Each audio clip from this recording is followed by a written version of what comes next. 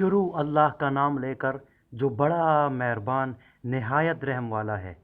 اور وہ وقت بھی قابل ذکر ہے جب کہ اللہ تعالیٰ فرمائے گا کہ اے عیسیٰ بن مریم، کیا تم نے ان لوگوں سے کہا تھا کہ مجھ کو اور میری ماں کو بھی علاوہ اللہ کے معبود قرار لے لو؟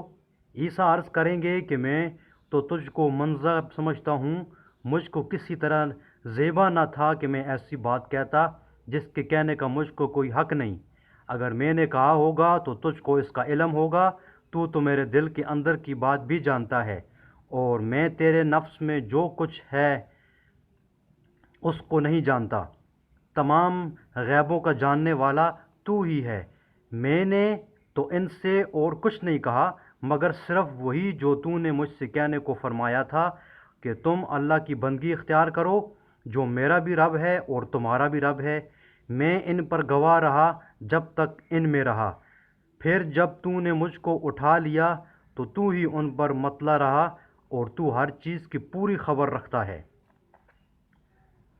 اگر تو ان کو سزا دے تو یہ تیرے بندے ہیں، اور اگر تو ان کو معاف فرما دے تو زبردست ہے، حکمت والا ہے۔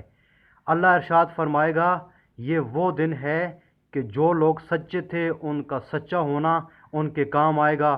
ان کو باغ ملیں گے جن کے نیچے نہریں جاری ہوں گی، جن میں وہ ہمیشہ ہمیشہ کو رہیں گے۔ اللہ تعالیٰ ان سے راضی اور خوش، اور یہ اللہ سے راضی اور خوش ہیں۔ یہ بڑی بھاری کامیابی ہے۔ اللہ ہی کی ہے سلطنت، آسمانوں کی اور زمین کی اور ان چیزوں کی جو ان میں موجود ہیں، اور وہ ہر شے پر پوری قدرت رکھتا ہے۔